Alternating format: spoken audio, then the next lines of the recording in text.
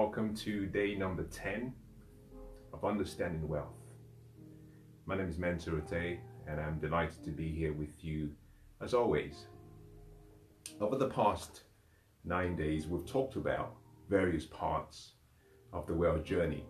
For those of you joining for the first time, I want to welcome you. For those of you who have been part of this series, I want to welcome you. For those joining, and if this is your first session, you've met us perhaps at the right time, because what we've covered over the past 9 days has been a level of wealth that I call the lowest level of wealth. And I'll explain what I mean in a few minutes. In today's session, we're beginning the second stage in the journey towards understanding wealth. This session perhaps could last for maybe 4 or 5 different parts. It'll be a lot shorter than the first session. In the first session, we had 9 parts. I estimate that in this session, we'll have probably about half what we covered previously. And let me summarize where we got to yesterday, and more importantly, what we've covered so far. I started 9 days ago, and I began with an explanation about wealth. And I said that wealth, in many cases, for most people, when you hear the word wealth, you have various pictures that come to your mind. Understandably so. And the reason for that is because we think in pictures. You may have thought about the beautiful cars, the beautiful homes. Perhaps you thought about the luxury yachts, the private jets. Or perhaps you, in your mind, had a picture that had a bank account with so many zeros, or a financial statement with many assets. Now, all of those primarily are dealing with money. And so for many people, when we hear the word wealth, we think about money. Now, there's nothing wrong with that. But the definition of wealth in relation to money is not incorrect, it's simply incomplete, because wealth is much bigger than that. And I explained in day 1, part 1, I said that wealth comes in 3 levels. You have the spiritual level of wealth, which is the highest level of wealth.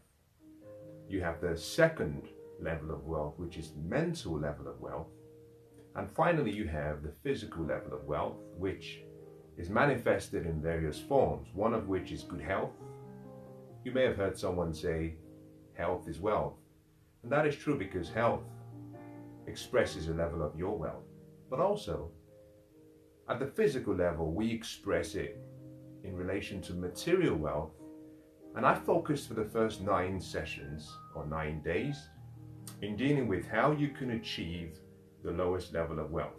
Material wealth that leads to financial freedom, that leads to financial prosperity, that leads to you achieving your financial dreams and goals. So if you've been part of the session so far, what you have gained is a complete guide of how to start the journey, how to achieve the goals, and how to stay true to your vision. In today's session, we're taking it a little bit further. I'm going to be leaving the lowest level of wealth and moving up to the next level, which is mental wealth.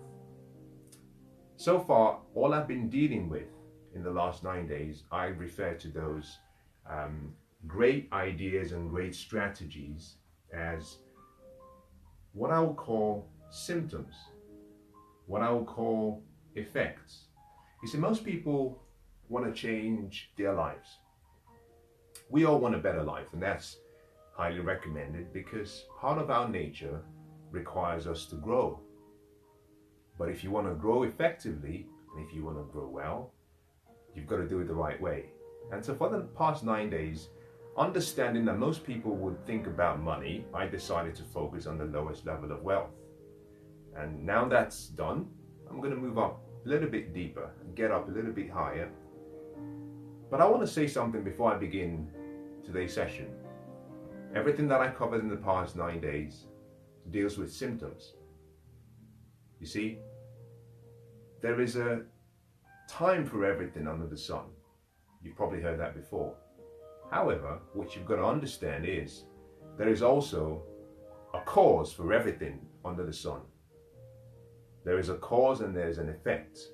You know that as the law of cause and effect. Some people refer to it as the law of sowing and reaping. There is a time to sow, there's a time to reap. You cannot do both at the same time, and you cannot do both in the same season. Now you and I have a responsibility: sow the seed. When we sow the seed, something much greater than us, something much more intelligent than us, I call those laws, will ensure that the harvest comes. So many people were focusing on reaping. You want to reap, I understand that. You want money, I understand that. But if you focus too much on acquiring money, what you're dealing with are the effects, not the causes. So in today's session, we're going to go up a little bit to understand, where does all the money, where does material wealth really come from? It comes from the mind. It comes from understanding and using your mind. Everything you see around you, if you were to look around, if you were to do a 360 look around, wherever you are right now, anything you can see that is tangible, anything you can touch, was created first in someone's mind as an idea, as a thought.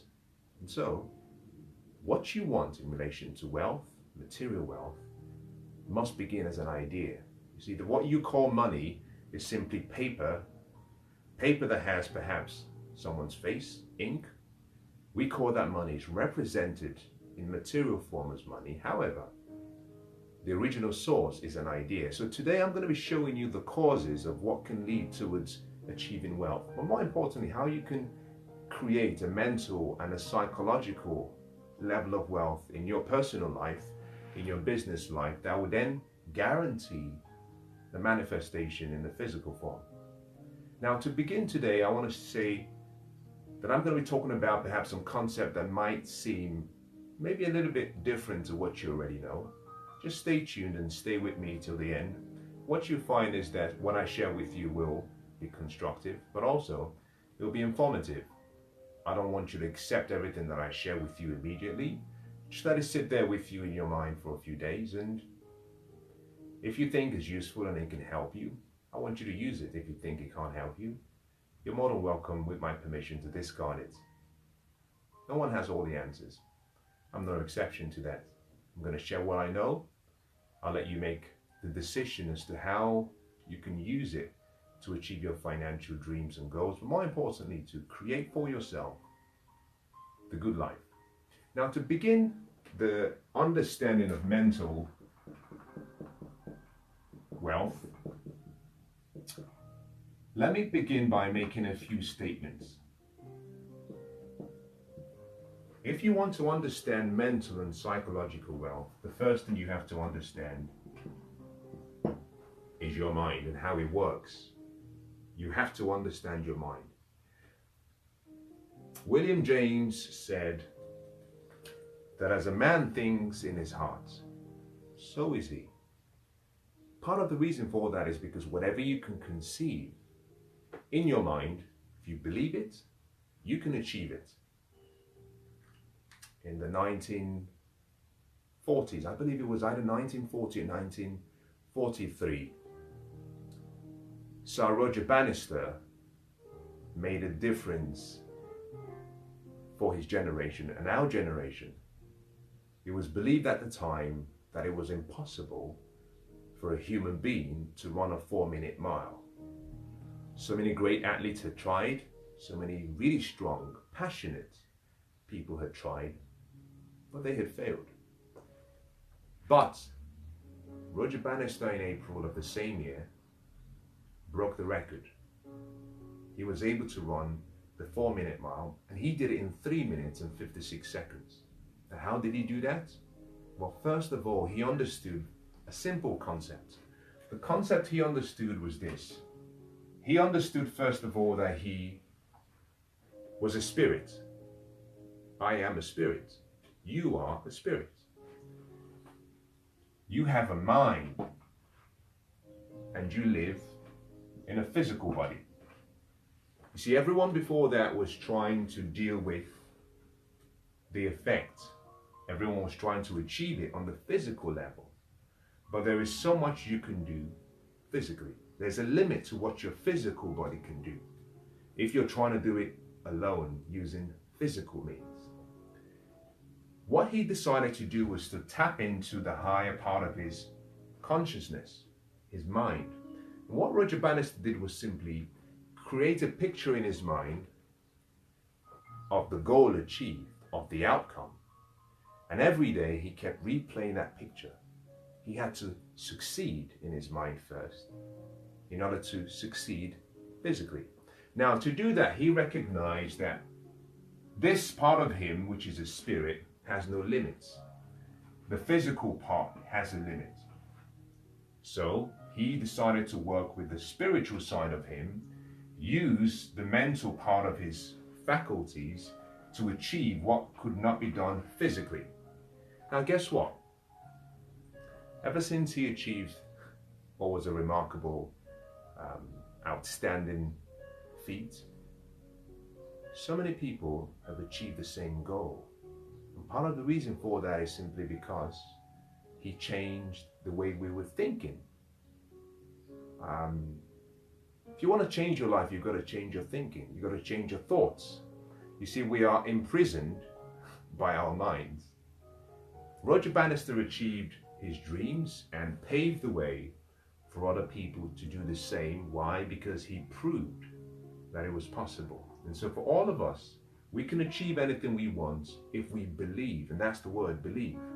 Now, wealth begins by believing. First of all, believing in your mind. You see, we walk by faith. We shouldn't walk by sight. When you see with your eyes, we call that sight. Those who achieve wealth, and those who achieve a really remarkable life, are those who see with their vision, using their mind. When you see with your mind, we call that vision. Now, vision has to precede sight. Now, I know what I'm saying doesn't seem logical, but if you're going to create wealth, you've got to think this way. When you see with your eyes, you're using your five senses, and I'm going to talk about that very shortly. When you see with your mind, you're using your higher faculties, imagination. Those who create a remarkable level of wealth are those who do not look and see things based on what they've achieved, the results, based on what they can see in their environment.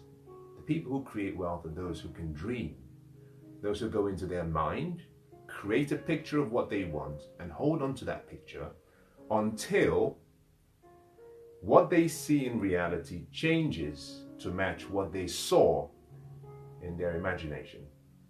If you're going to experience wealth on this mental level, you've got to use your mind. But more importantly, you've got to learn how to use the mind. Now, what is the mind? I think that's the best place to start. What is the mind, and how can you use this beautiful gift? I call it a gift that you have. Now, my understanding of the mind is somewhat limited, but I'll share what I believe and what I know about the mind. I believe the mind is a power. This power is called different things. We refer to it as various, some people call it intelligence, some call it supreme energy, some people call it life, some people call it nature, some people call it God. I'm not really too bothered about what you call the mind.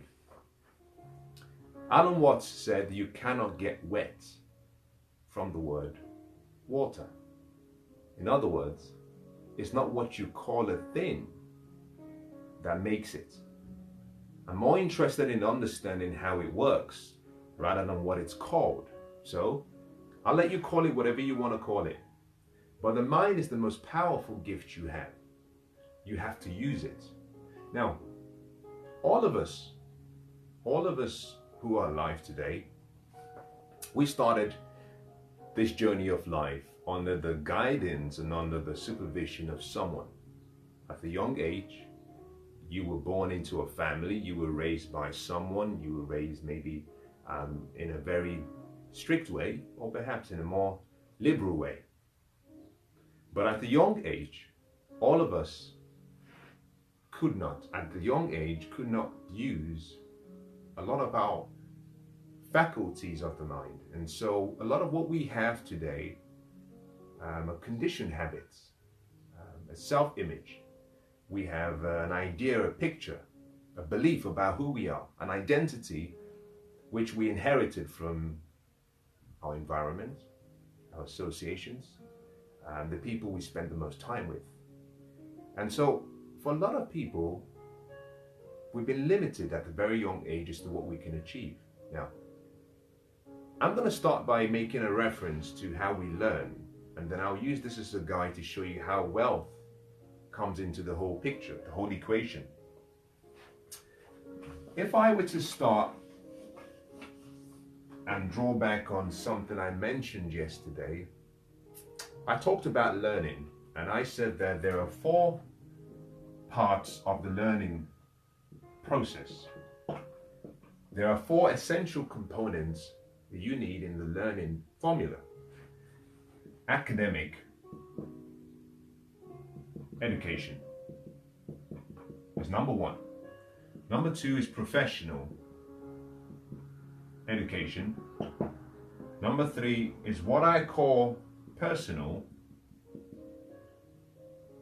development. And finally, number 4 is financial education. These are the 4 parts of the education process that are essential for you to live a really fulfilled life. And so if you want to be wealthy, you've got to understand these 4 component parts. Now here is the problem, but also here is the solution. The school system focuses on the top 2. You're taught how to read and write. You're taught how to do a job properly based on the original learning you achieved at academic level. And this additional knowledge you learn at professional level is what we use to become professionals. You want to learn how to be a doctor, you want to learn how to be a dentist, that's professional education. You get an extra level of education above what you learned in college or university. You learn how to do a job. Now, the problem is, academic education and professional education will get you security. It will get you a job. Unfortunately, it will keep you poor if that's all you have. Now, I think that's so powerful, I'm going to repeat what I said again. Academic education and professional education will get you a job. It will provide you with security, but it will keep you poor. It will keep you poor. If you want financial security, then you're more than okay to stay with the 2 levels of education. If you want financial freedom, if you want wealth, you've got to go beyond what you learned from formal education.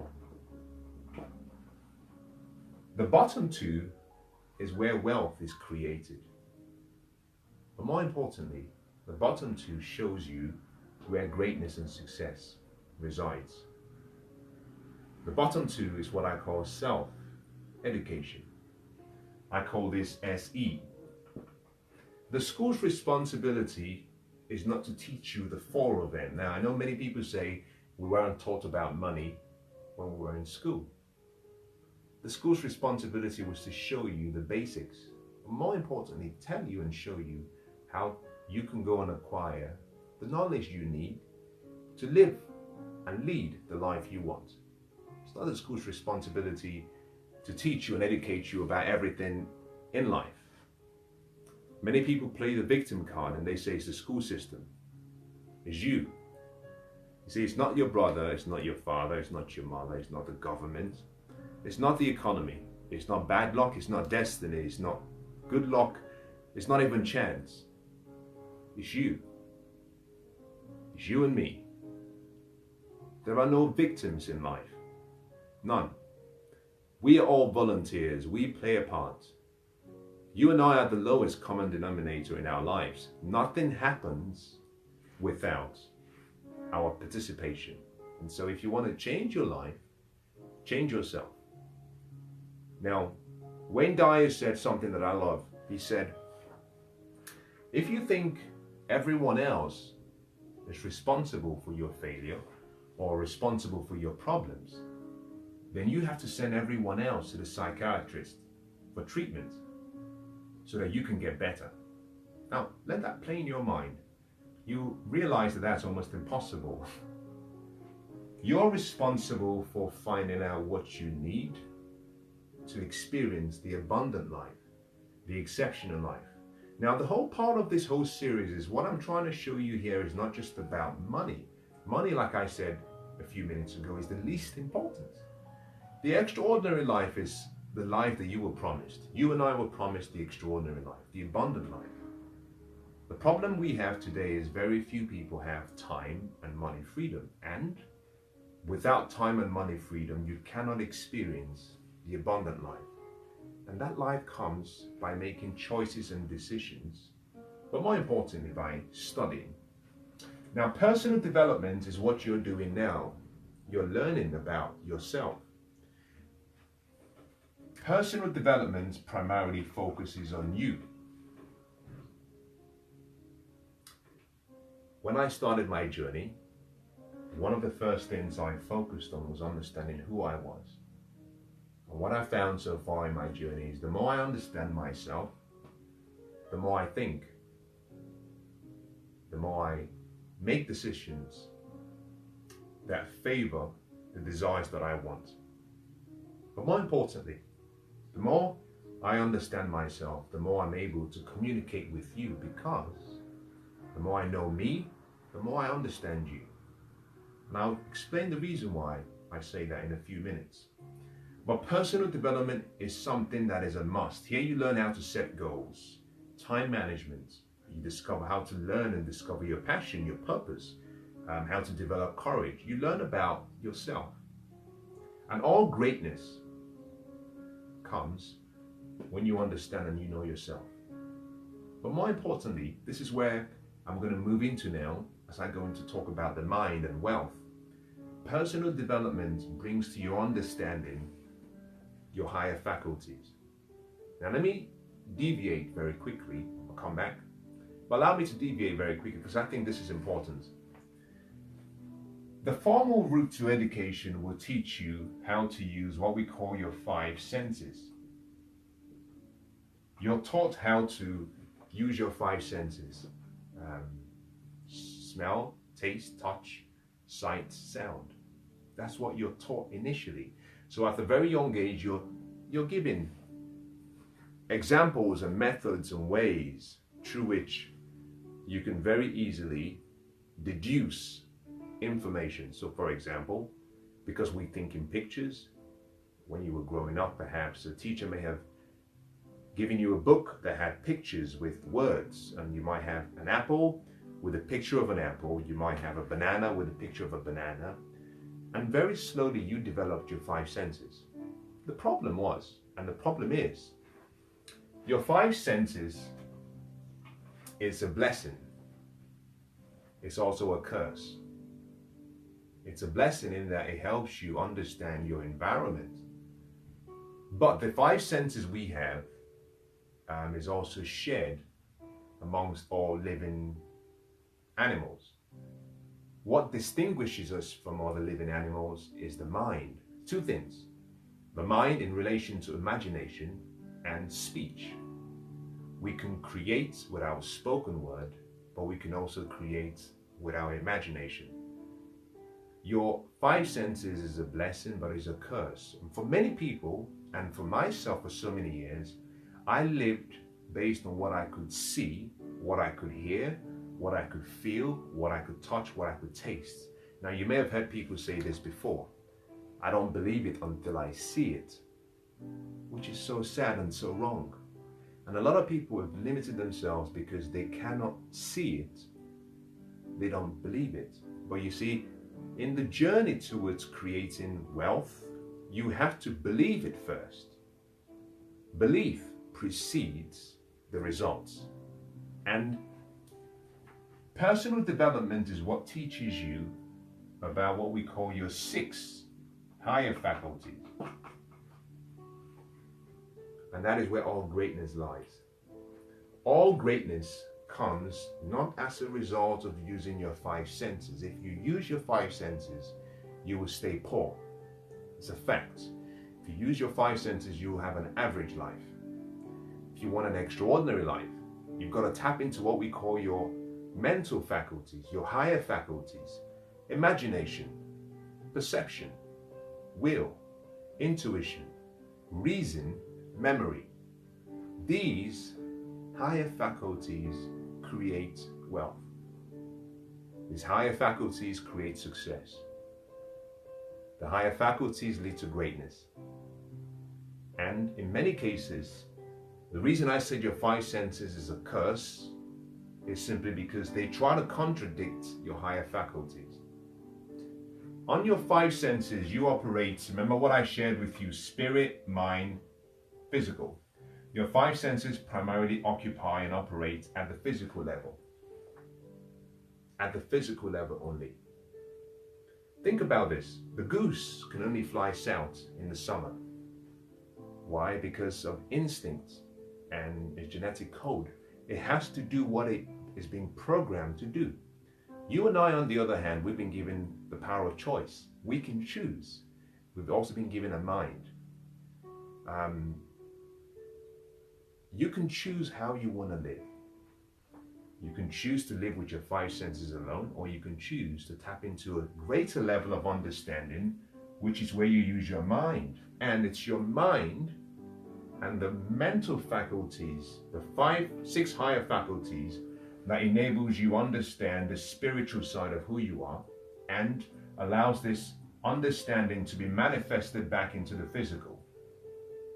If you don't understand your higher faculties, you will always remain on the lowest level of understanding. And unfortunately, it would mean the manifestation of wealth in your life will be limited. Now, let me very quickly conclude this 4 parts of the education process that leads to wealth, and then I'll move into the mind. The final is after personal development, the final is financial education. And this is where you learn how to solve financial problems. This is where you learn the game of money, the rules of wealth, you learn the beliefs, you learn the laws of the universe that allow you to fashion and shape and achieve your financial dreams and goals. You can be intellectually competent, you can be academically sound, but also you can be financially ignorant. I'll say that again. You can be intellectually sound. Academically, you could be a genius, but you could be ignorant when it comes to financial education. Now, in the past 9 sessions, I've been giving you a lot of information to improve your financial education. But what I'm going to do today is focus more on the personal development side, dealing specifically with you, more importantly, dealing specifically with your mind. So to move things forward very quickly, let's start with you. I'm going to draw an image of myself.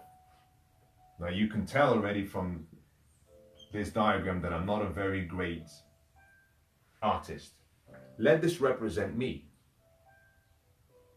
You and I think in pictures, so let this represent me. It makes it more easier to understand.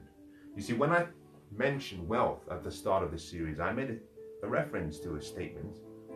I said that when you hear the word wealth, many of us think about money. We think about cars, we think about homes, jewelry, because we think in pictures.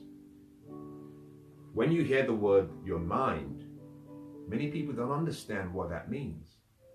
Many people think of the brain when they hear the word mind.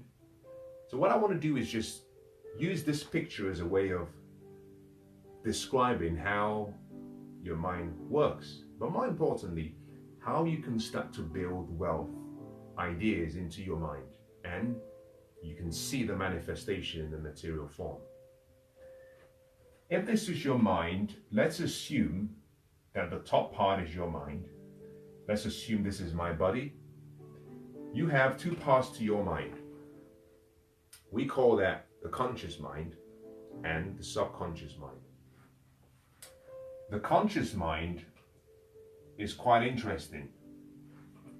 Your conscious mind is a selective mind. Now, I mentioned the goose, and I said the goose can only fly south in the winter. And part of the reason is because of just genetics. It cannot choose. You and I have the power of choice, the free will. And therefore, with your conscious mind, we can choose. We can choose what we want to hear. We can choose what we want to see. We can choose what we want to eat. We can choose. So your conscious mind is selective. Your subconscious mind, on the other hand, cannot tell the difference between what's real and what's imagined. It follows a simple command. Your subconscious mind is like a great, rich soil. The soil cannot distinguish between good seed and bad seed. If you plant corn in the soil, it will give you a harvest, and a great harvest. If you plant poison in the seed, in the soil, it will give you a harvest. Great harvest. The subconscious mind does not know the difference. Sometime in the 1970s, I believe,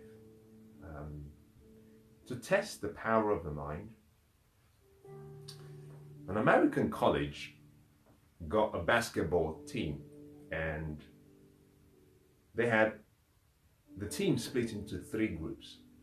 The first group, they said, we want you to practice every day. Every day we want you to stand and we want you to throw free throws every day for 30 days and keep improving every single day. To the second group, they said, we want you to practice, but we only want you to practice in your mind. We don't want you to touch the ball. We simply want you to practice throwing free throws, but every time you throw the free throws, I want you to imagine yourself scoring.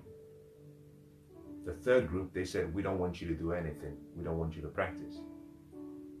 After 30 days, they got the 3 groups together and they tested them. The first group had improved their performance, and I'll use a number here. They improved their performance by 24 points because they had been practicing every day for 30 days.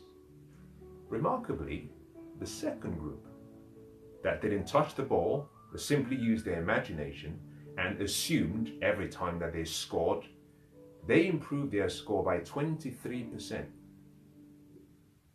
The third group that didn't practice, obviously, as you would imagine, their performance wasn't great. Now here's the point. The second group, for 30 days, they hadn't touched the ball. They had simply imagined that they had thrown, they had done the free throws, and they had scored every time. Why? And how did it work? Suggestion is called the power of autosuggestion. You believe in your mind, you achieve in reality. So your subconscious mind is really, really important in understanding how to create wealth. Now your conscious mind, we call that your thinking mind. Now a lot of what I'm sharing with you changed my life, and I learned a lot of this from someone that I consider to be really, really inspirational, but also someone who has really made a difference in my life. And strangely, I'm going to deviate and make a reference to something. Strangely, we're all connected. And we have 7 billion people in the world today. 7 billion minds. And here is an advice I want to give you now. I'm deviating from what I'm talking about today, but here is a piece of advice. Don't try to live your life with your mind alone. Don't try to live life with your mind and your brain alone. We have 7 billion people. Now, understandably, not all the 7 billion have developed their minds and their brains, but they all have a potential that is unlimited. There is greatness in the power of association, where 2 or more people come together for a common purpose. The strength of their agreement will determine their success. And so for the last number of years, I've been spending time studying a lot of great people, and I'm finding the more I study, the more I improve my life, because I'm not relying on my mind. I'm not going to live long enough to learn everything I need to learn. And many people are making the mistake. This is part of the reason why most people don't become wealthy and why most people stay poor. There are two ways of learning. You can learn from your experiences, and that's all you choose to do. Unfortunately, success is a very poor teacher, meaning to learn from your experiences, you're going to be learning from your failures, and you need time. You can also make a decision to combine your experiences with other people's experiences by using the concept of leverage, learning from other successful people and mentors. And by that, what you do is you compound and you compress time. I learned a number of years ago, reading a book in 4 hours, I learned something that took the author between 40 and 50 years to learn. Now, I didn't have to live for 50 years to learn the same thing. Now, what does this have to do with wealth? A lot of people are trying to become wealthy using their mind alone. They're relying on what they've learned. And here is my point.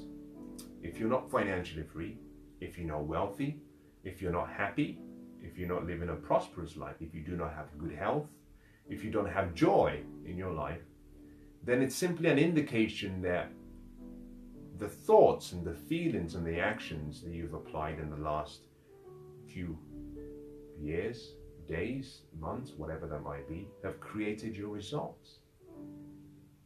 And if your results are not consistent with your desire, then it's simply an indication that you should invite other minds to join you in making those dreams a reality. In other words, use leverage. Now, the concept I'm about to share with you, I've learned from someone else, and I'm sharing what I know. Your conscious mind is your thinking mind. You can think. The 5 senses you have guide you to processing what you allow into your mind. One of the things that I wish I could teach you is the importance of standing guard at the gate of your mind. And why is that important? Because the gate of your mind has 5 different openings: sight, sound, touch, taste, smell. What you see controls how you feel. What you hear controls how you feel. The influence you have around you controls how you feel. Now, what does this have to do with wealth? Now, very quickly, I want you to follow this chronology of how it occurs. Your thoughts will create your feelings.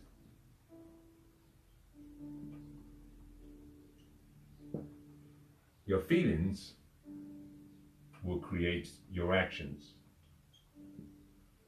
Your actions will create your habits.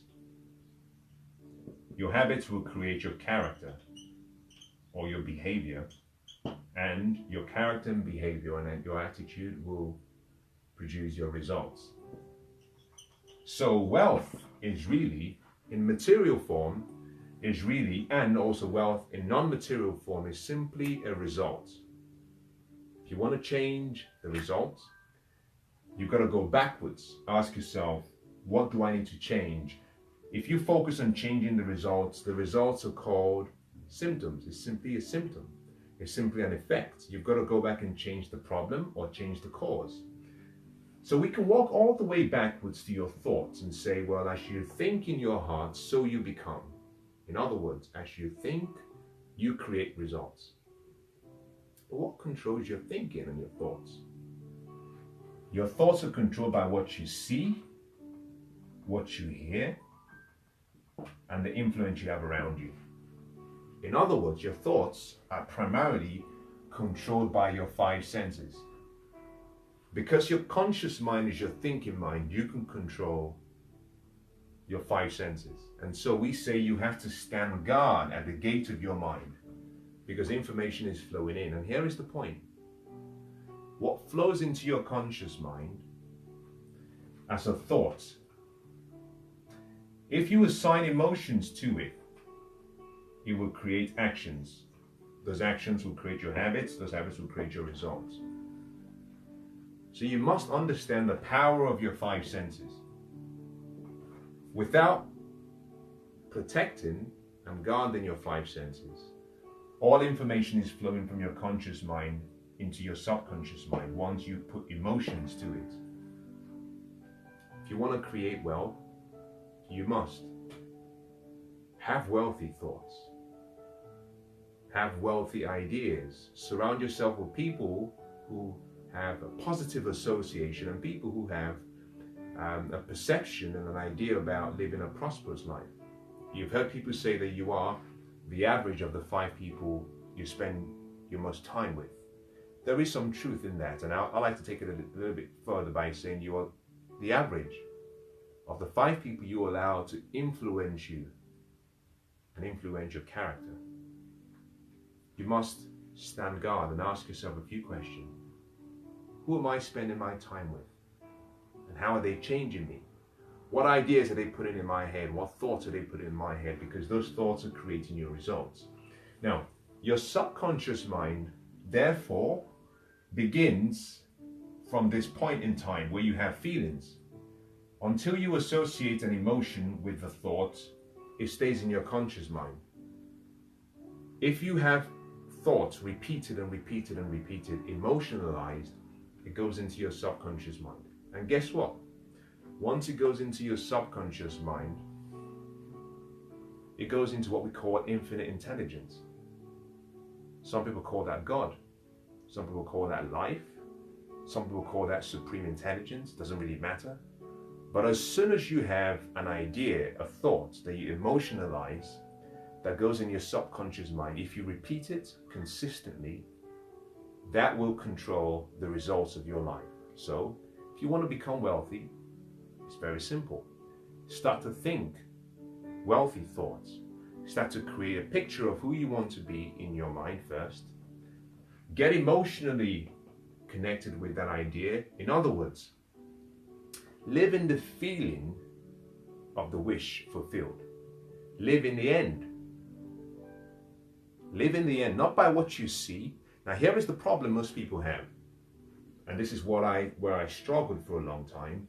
We look at our results in the physical and we say the results do not prove that I'm wealthy. You must get off using your 5 senses and use your higher faculties. Bring in your imagination. Now, I'll give you a good example of how this works. If I were to ask you to just think of yourself standing on the side of the road and looking towards the sky, and as you look towards and gaze towards the sky, you see a beautiful rainbow. Now, as soon as I mention rainbow, if I asked you to close your eyes and shut your eyes and imagine seeing this beautiful rainbow, beautiful, extremely beautiful. If you were to genuinely shut your eyes and look through your mind's eye, you would say, I can see the rainbow. However, you're right there, perhaps in your living room. I don't know where you're watching from. So physically, you're not on the street, but in your mind you are. And this is how we begin the journey towards wealth. You see, what you see is what you get. A lot of people understand that to refer to what you see with your eyes is what you get. That's not what I'm talking about. What you see in your imagination is what you get. So, if you want to create wealth in your imagination first. And your imagination will create your reality. I'm going to move very quickly because I want to talk about the 6 higher faculties, because that is where wealth is created. I think I should spend some time talking about it because that has the capacity to change everything in all areas of your life. But let me finish by saying this. Conscious mind thinks. Your subconscious mind feels. Your conscious mind can distinguish between what's right and wrong, and so you can select. Your subconscious mind, on the other hand, cannot. It simply takes whatever you give it and it uses that. So, for example, for many years growing up, we had beliefs. I had so many ideas. For example, in dealing with material wealth, There were things I heard such as, it's much harder for a wealthy person or a rich person to get into the kingdom of heaven than for a camel to go through the eye of the needle. I heard things such as, money will not make you happy. Money is the root of all evil. I heard things such as, well, there's so many poor people in the world, and that's simply because God loves poor people. A lot of these were simply ideas and thoughts of other people founded on ignorance. And I'm referring to ignorance not in the fact that it wasn't obtained from a document, but it was a lack of understanding of the original message. And those thoughts were passed on, and those became part of our habits, became part of our belief system. So for so many years, emotionally, I associated a negative feeling with wealth. Now, subconsciously, a lot of you watching me want to create wealth. Subconsciously. But a lot of you are like I used to be. I used to think money was evil, so every time I got money, I had to spend it. After all, who wants to have evil around them? It was a subconscious way of living. Every time I got money, I had to get rid of it. Now, we all do things for one of two reasons: to pursue gain, to avoid loss. In other words, to avoid pain or find pleasure. We all, for two reasons: we want gain, we want to avoid a loss. And so subconsciously, when it came to money, I was doing things that were self-sabotaging me. I would say I want money. Physically, I would go to work and work for 12 hours, 15 hours per day. But in my thinking, I was sabotaging myself. So all of the activity that I was putting in the physical was of no good, because on the mental level, I didn't believe I could achieve it. The thoughts I had were thoughts that were negative. Now, I guess this is where it gets interesting. The writer says, how can two walk together except they agree? How can two walk together except they agree? So, on the physical level, I didn't agree with the mental level. If you want to create wealth, it doesn't matter how hard you work physically.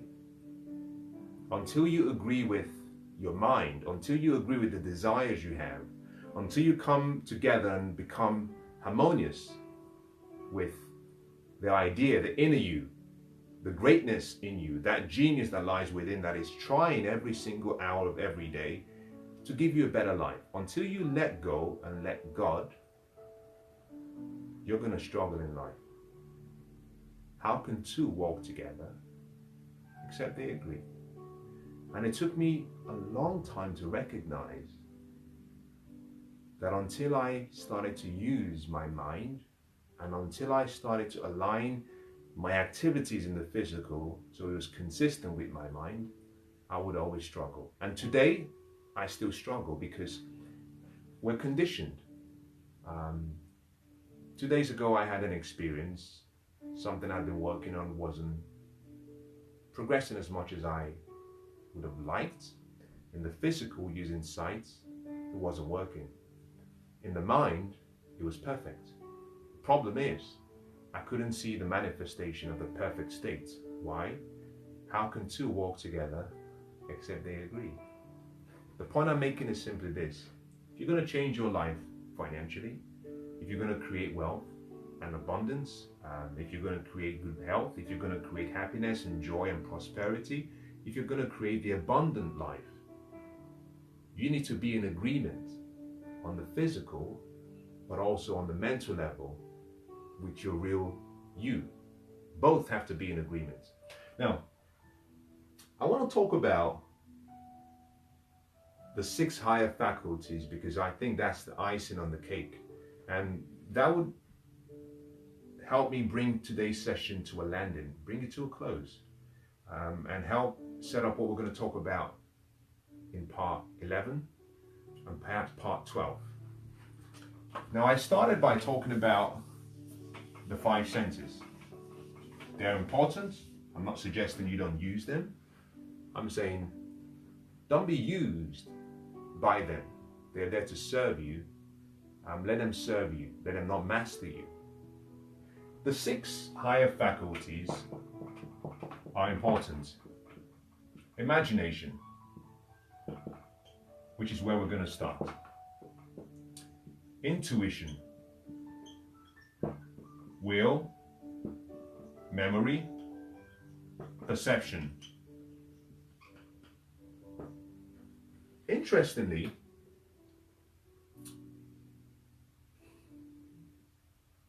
I feel sad when I look back at my life, and I feel really sad because it's a shame. The 5 that I've listed here now, it took me a lifetime to learn what I'm about to share with you. And I think it's very sad that most of us will live our entire lives and not really learn anything about who we are. And therefore we never get to experience the true life. In 2009, Bronnie Ware, she was a nurse that catered for dying patients. And she wrote a great book, The Secrets of the Dying. And she spent the last few days, moments with people who were at the end of their journey. She had the courage to ask them a question, and she had the understanding to listen very well. And the question she asked them was simple. If you had your life to live all over again, what would you do differently? And she found that amongst all of the people who she had spoken to, there were some reoccurring themes. And the most reoccurring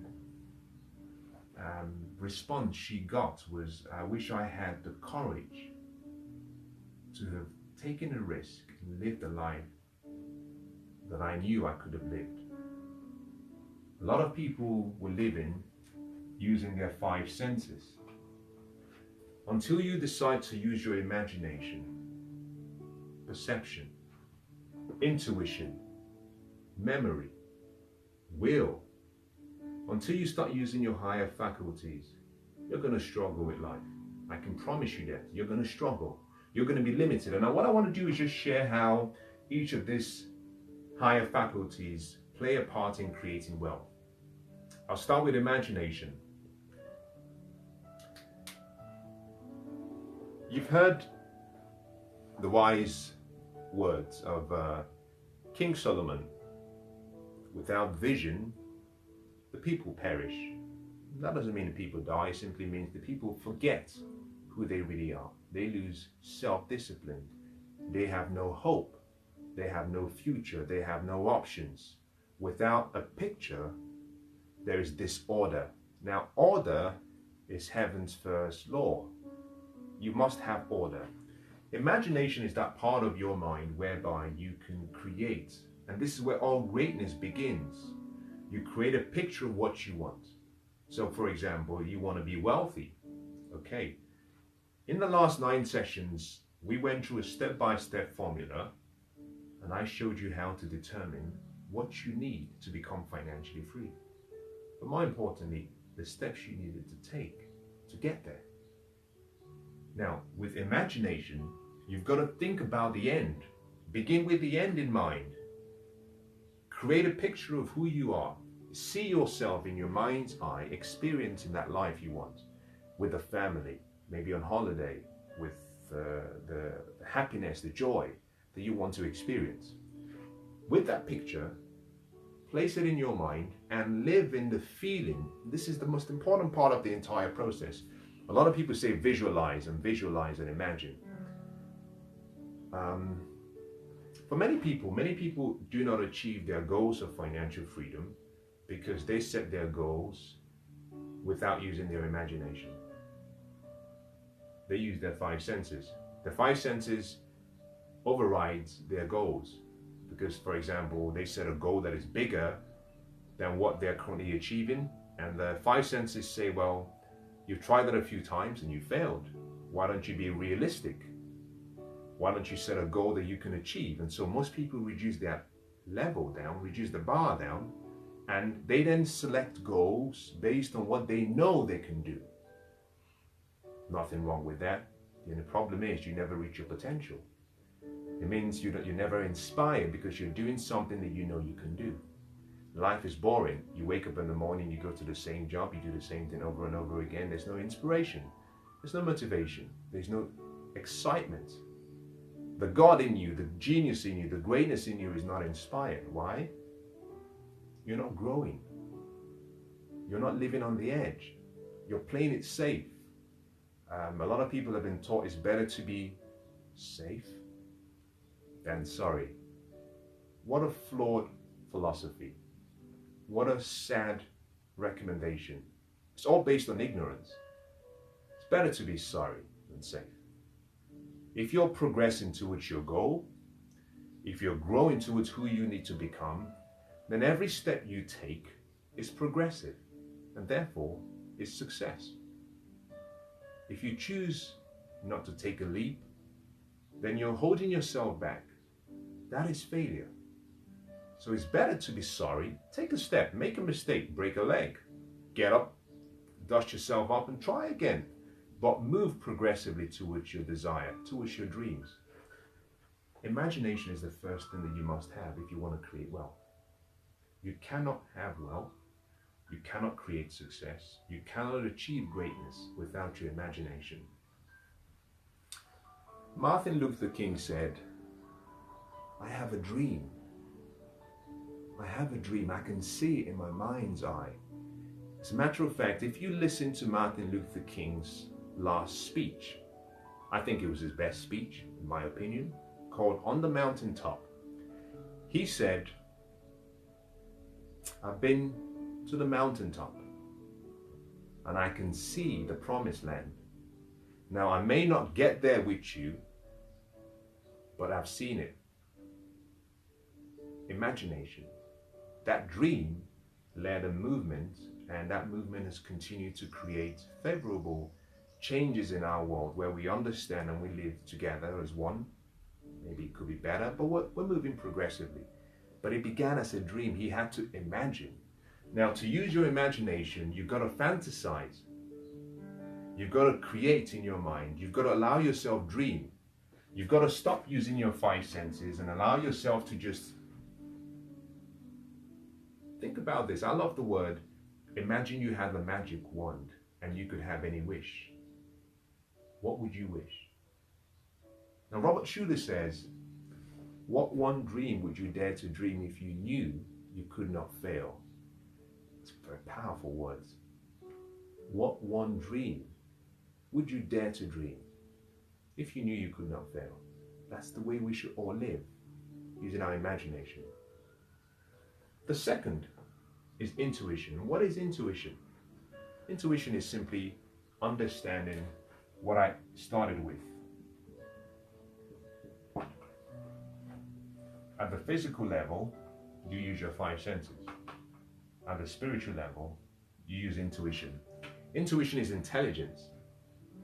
It's intelligence without judgment. It's intelligence using your spirit, allowing your inner spirit to guide your decision. In other words, it's your ability to spiritually sense what's going on around you. Now, you may have met a lot of people who might come into a particular location and say, I don't feel good, something doesn't feel right. I remember in my opinion, I think every investment decision I've made in relation to property, I've used my intuition. There have been times when I've walked into a building or a location and my spirit says, not for you. The energy just says, not for you. Walk away. But also there have been transactions that I've completed where I walked in and within 2 or 3 seconds, I knew it was for me. My intuition, my spirit, I could sense the energy. You might go into a restaurant, for example, you sit down and you just say, well, I don't like the energy here. I think we should go somewhere else. That's you allowing that inner you to guide you. It works the best way when you're not using your five senses. and when you're not being judgmental, when you're allowing yourself to be guided, but it needs to be trained. Now, a lot of people who achieve wealth are those who can sense opportunities. Now, you hear the reference, opportunity waits at the door. That's nonsense. Opportunity, like I say, is like a really beautiful lady. She doesn't wait. She comes passing by. If you're not out there in front waiting for her with roses, forget it, she's gone. She's knocking at your door, she's not desperate. So, intuition is what sometimes allows you to see opportunities. Now, wealth is created not as a result of only the allocation of resources. It's also based on the recognition and the choice and the decision to take advantage of opportunities. Most people say it's good luck. It wasn't good luck. It's recognizing opportunities. You can be in the same place as someone else, and you can see what they can't see. You can feel what they can't feel. Some people might say you were lucky. You were at the right place at the right time. No. You could be in the right place, and I've been there so many times. Right place, right time. I missed the opportunity. I've also been in scenarios where right place, right time, right person. In other words, I had developed, I had grown, missed the opportunity. I've also been in locations where right place, right time, right person, I wasn't aware. I couldn't see the opportunity. Or better still, I was using my intelligence and I didn't allow my intuition guide me. So I've made investment decisions that I've regretted. Why? I went against what my intuition said. I looked at the numbers with my sight. I looked at everything and I said it will work. My inner voice was simply saying, let it go. And I convinced myself based on what I could see by sight that my intelligence was more superior than my intuition. If you want to create wealth, if you want good relationships. Now, I usually say to people, for example, if you're dating, you're trying to find the right person, don't be deceived by what you see, the physical beauty. Allow your spirit guide you. Let your intuition tell you. Intuition is really powerful. You can tell within 2 or 3 seconds, within 2 or 3 minutes, because you can sense the energy. And once you sense the energy, if you're willing to be guided by your intuition, you find that you make good decisions. Wealth is really a product of making great decisions. Intuition helps you make the right decisions. Let's talk about will and how you can use will.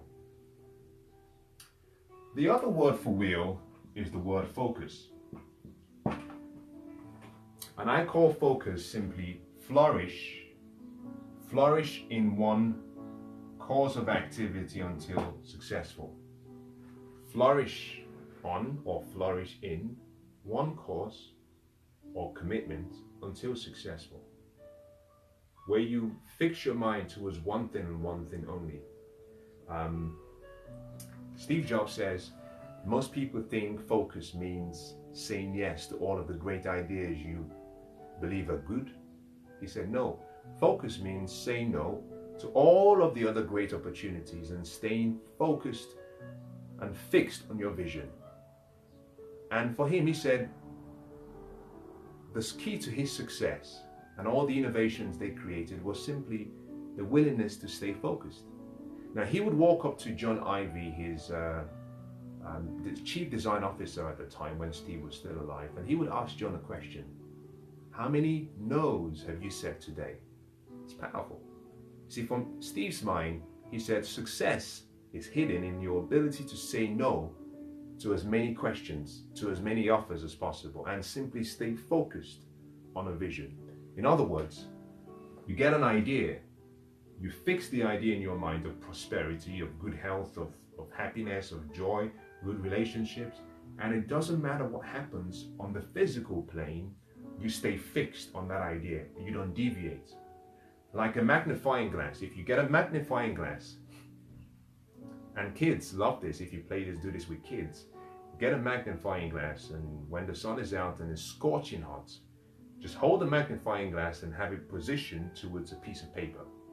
The magnifying glass takes all that energy and focuses on one point. If you hold that magnifying glass there for a number of minutes, it will burn that paper. If you were to put the magnifying glass towards a car and you stay focused and you wait, it will burn the paint on the car. That's the power of focus. You take all the energy and you focus on one idea. In other words, you become almost obsessed towards one desire, one goal, what you want to achieve. And that's how greatness is achieved. Think about everyone you know that made a difference. Nelson Mandela spent 27 years in prison. Why? He didn't have to. He did. Why? Focus. He had an idea. My people can be free and we can live together happily. That idea fixed in his mind. So even when he was treated unfairly, all he could see was the end. The end was happiness and joy in South Africa. Therefore, everything else happening around him was simply distractions. He could ignore all the setbacks. He could stay in prison 27 years and come out and still be happy. Why? Focus. You focus on the idea. Everyone who has achieved greatness and that will achieve a level of success that is not compared to the masses is always someone who found an idea they were willing to die for, not live for. Now, I'm not talking about physical death. It doesn't have to be that drastic or dramatic. It simply means an idea that you say, I want this idea to consume me, and I believe I can achieve it. Now, once you find focus, if you can put focus with imagination, place that idea in the mind, and don't waver. So you want to be financially free, but you're broke. The results don't show that you're doing well. That's okay. Fix the idea of prosperity in your mind. Put that idea in your imagination. Allow your imagination to do its work. Once it's in the imagination, it's happened. It's just a time before it comes to you. Now, see, by thought, what you want is created. By feeling an expectation, it's sent to you. By action, you receive it. Focus. Put the idea in your imagination and then allow yourself to be guided by your intuition to making the right choices. The five senses are so perfectly blended. They work together. Sometimes they might work, in some cases, against each other, and I'll show you when. But they're there to help you. You can choose the ones that can help you achieve your goals, and you can discard and remove and let go of the ones that don't. Now, memory is one that is very interesting.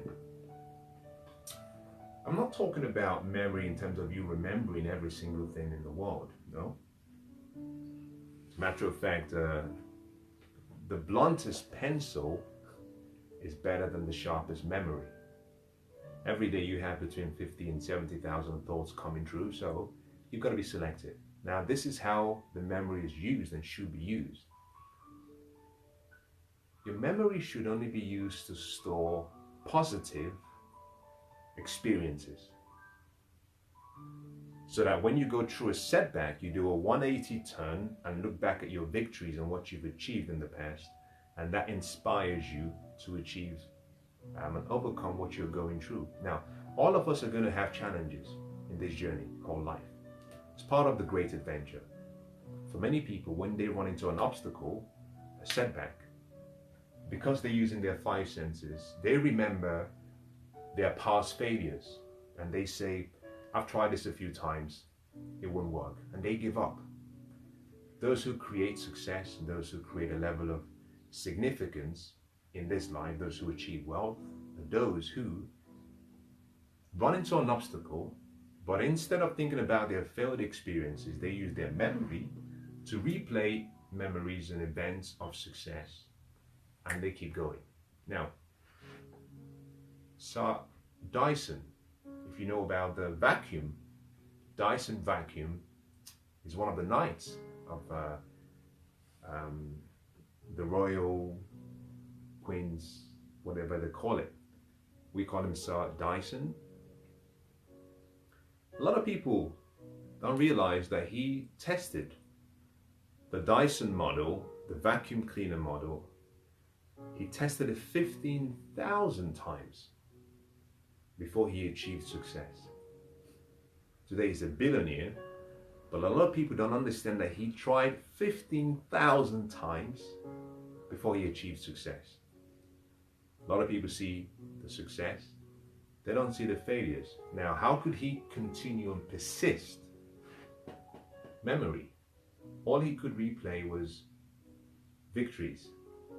Now, for some of you watching, maybe in creating wealth, you've not had wealth before. That's not the point. The point is, remember what you've done and done well, and use that as a way of proving to yourself that you have what it takes. But even if you haven't achieved it in the past, you can get results in advance. This is the power of the imagination. If you haven't achieved in the past success in any area of your life, act like the person you want to be. Use your imagination to create that picture you want to be, and in your imagination, play the movies, the mental movies of you succeeding, and bring that picture into your memory. Use that memory to inspire you. You see, if you can stay focused, if you can use your imagination, if you allow your intuition to guide you, if you plant that seed in your memory, you can create success. Now let's talk about perception. And I might stop here. I know there are 6 of them, but I might stop at perception because of time. What is perception? Perspective. I use this example. 2 men are standing in a prison cell. One of them looks out the window, and all he can see are the iron bars holding him back. Now the other man stands next to him, looks out of the same window. What does he see? A beautiful sunset. Same window, different views. Why? Perception. What can you see? Every coin has 3 sides. You've heard me, if you were part of the session so far, you've heard me talk about this. Every coin has 3 sides. You have the head, you have the tail, but you also have the edge. There is no such thing as someone being right or someone being wrong. It's all about perspective. What can you see? What can you see? See, if you were standing on one side, you might see the heads. And you might be right in saying, my vision, especially if you're using your 5 senses, my vision only shows me the heads. No one could fault you for that. That's all you can see by sight. And this is the importance of wisdom and not having a greater level of understanding, because understanding and wisdom allows you to see beyond using your eyes. The person on the other side says, I can see, and what I can see, unfortunately, is the tail. I can't see anything more. Are they right or are they wrong? Obviously, they're using their 5 senses. They're right, that's all they can see. Now, Scott Fitzgerald said that true intelligence can be found in your ability to hold 2 opposing ideas in your mind at the same time and still retain the ability to function. In other words, can you stand on the edge? Because when you stand on the edge, now you can look to one side and then you can look to another side and you can make the right choices. So perception is really, really important, because everything we've created in life begins with perspective.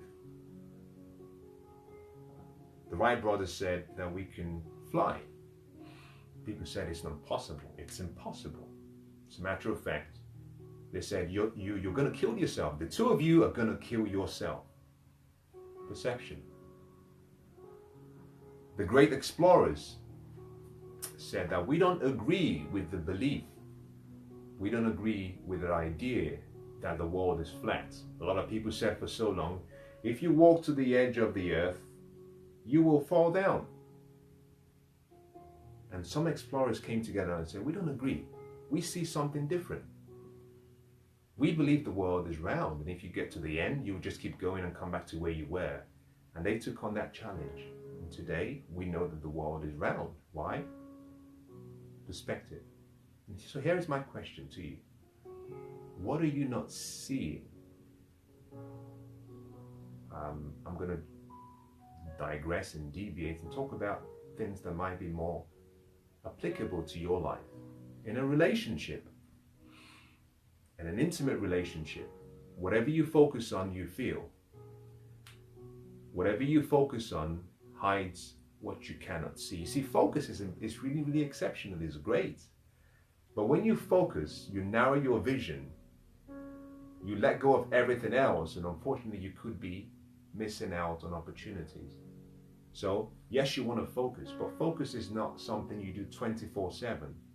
You focus on your vision, you zoom out so that you can make sure you're not missing any opportunities, you zoom back in, you zoom back out. So in a relationship, you say, I don't like what she or he does. I don't like this, I don't like that, I don't like this. And you defocus. And there's so much good that you're not seeing. The question is perspective. What can you see? In business, it's about client relationship. What can you see? Well, the clients are very difficult and difficult to manage. But what else can you not see? What else is on the other side of the coin? If you're going to create success, if you're going to create wealth, you need perspective. I'll give you a good example. You have an opportunity to invest in an investment proposal. Stocks, gold, bond. Most people make their decisions based on the five senses, what they can see in the present. The financially intelligent go beyond the present. They ask more questions. They start to see opportunities. Can this grow? What is the market trend? What is the demand supply? Is it a good brand? Can I maximize my return? The more they start looking at things from a different angle, the more they see opportunities. Until you use your perception, you're going to limit yourself to what you can achieve materially, relationally, financially, health-wise. When we say that there is greatness in you, we're talking about the seeds of greatness. Perception allows you to see beyond what others can see. In the 1900s, roughly about 1901, a really remarkable artist was commissioned. And as part of the commission, they were given a piece of stone, a piece of marble, by the Italian commission. And they said to the artist, we believe this artwork or piece of art or marble, stone, could be used to produce something of significance. Now, the artist took the piece of stone, looked at it for a number of days, months, and said, there's nothing I can do with this, it's useless. So he gave it back. Roughly at 1924, something in that region, the same piece of stone or marble was given to another artist. They took it, they looked at it, they said, listen, the marble is too thin, we can't use it. It's no good. You can forget it. Nothing good can come out of this piece of stone. At the same time, when he was given that piece of marble, there was a young boy, remarkable young boy. His name was Michelangelo. A number of years after the second commission was rejected, the same piece of marble was given to Michelangelo. Michelangelo took the piece of marble and he saw something different. Perspective. And he started to chip away on that piece of marble. The more he chipped away on the piece of marble, the more he started to bring to reality what he had imagined.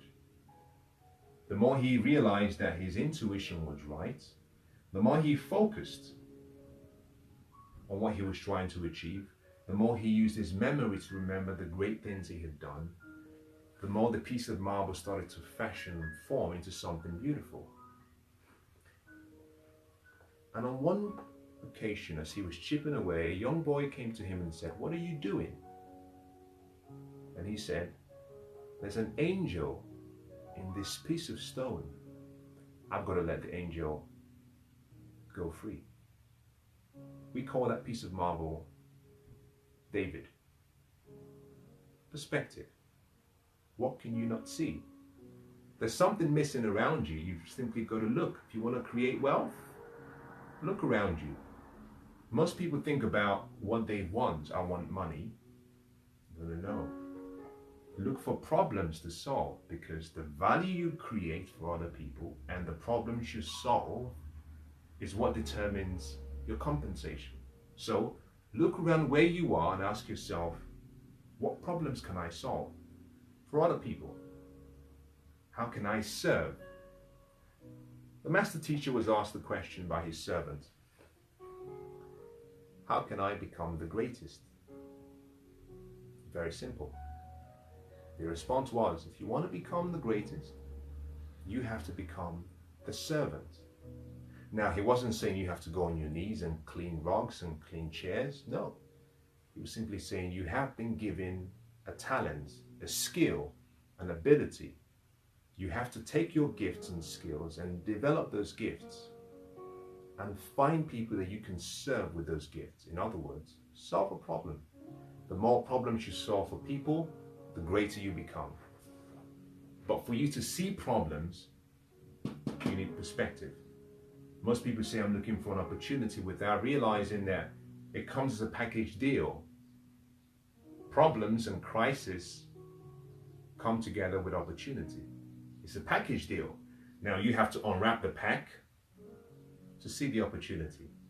But most people see the problem and they say, well, I can't handle the problem. And guess what?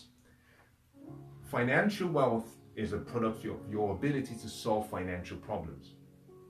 If you eliminate problems, you eliminate opportunities. Now let me conclude with the final part of the higher faculties, and that's the word reason. What is reason? It's simply your ability to think. William Shakespeare says, whether you think you can or you think you can't, you're right.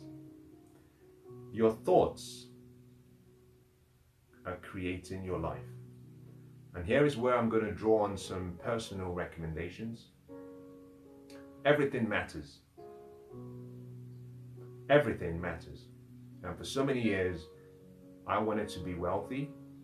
I worked hard. But in my thoughts, I was self-sabotaging myself.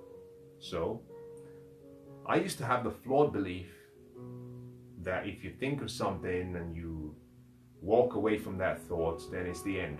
No. Your spoken words and your thoughts, they don't go into your past. They go into your future. I'll say that again. Science teaches us that nothing is either created or destroyed. So your past still exists. A lot of times I would say I can never succeed. And I was saying it out verbally. Now I was working very hard, but I was saying things that were contradicting what I wanted. My spoken words and my thoughts were going into my future. And the great writer says that my words will never return back to me void, meaning it must be manifested physically. So that kept me in lack. Now, if you're going to achieve wealth, if you're going to achieve success, you've got to use your thinking better. You've got to reason. And reason is simply your ability to think. The best thing I can give you in terms of using reason is simply develop the ability to ask empowering questions. Because thinking is simply the process of asking questions. It's really that simple. Thinking is asking questions. The more questions you ask, the better you think. And this is where you start to think inductively and deductively, but ask empowering questions. So some people would say, why does this always happen to me? You're thinking, you're asking a question. But guess what? Your mind is so powerful, it has to give you a result. So if you say, I don't know why bad things happen to me, your mind will find 1,001 reasons. If on the other hand you ask an empowering question, your mind will find empowering answers. So if you want to create wealth, you have to get better at using your thinking ability, and simply don't overemphasize thinking. You know, one great writer said, thinking is Henry Ford said, thinking is the hardest activity that we're all capable of doing, and that's the reason why very few people do it.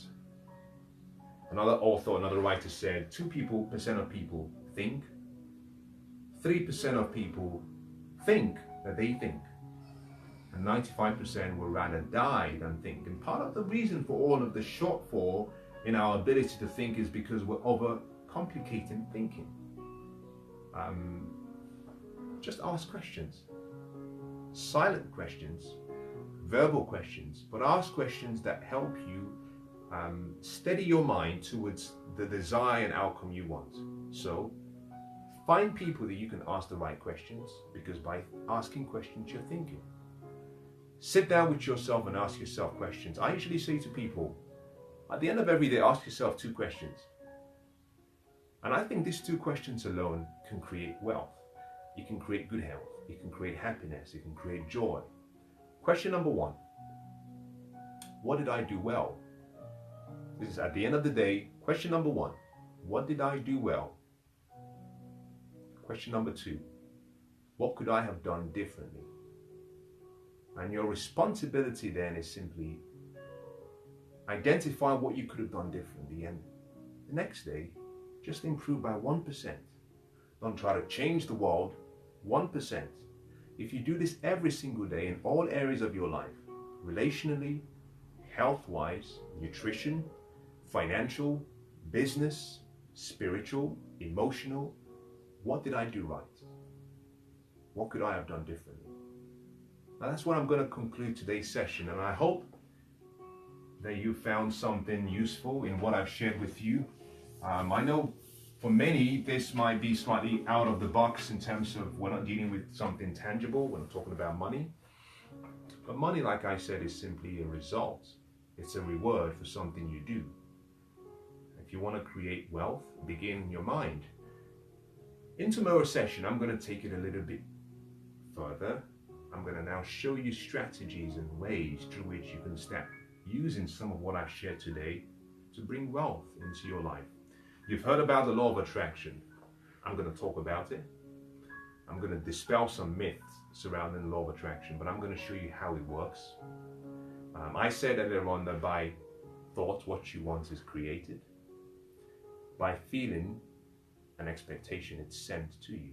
By action, you receive it. In other words, if you were to bring in the laws, by thought, that's the law of attraction, it comes, it's created.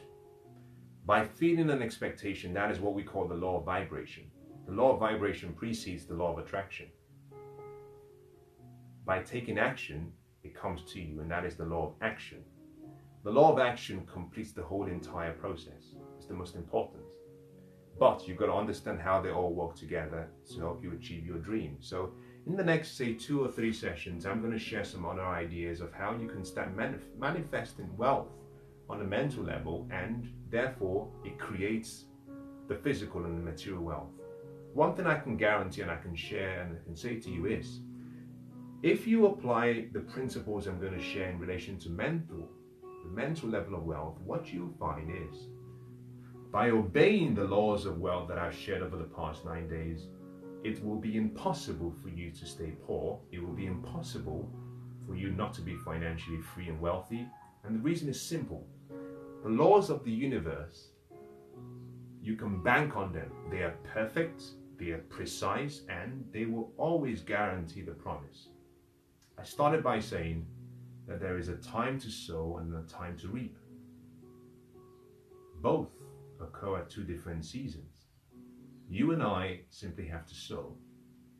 Something, life, nature, whatever you want to call it, will determine the time for the harvest. But the harvest season will come. You can bank on that. I want to wish you the best of luck. For those of you who have been patient enough to stay much longer today for this extended session, it's been a pleasure. It's been a joy.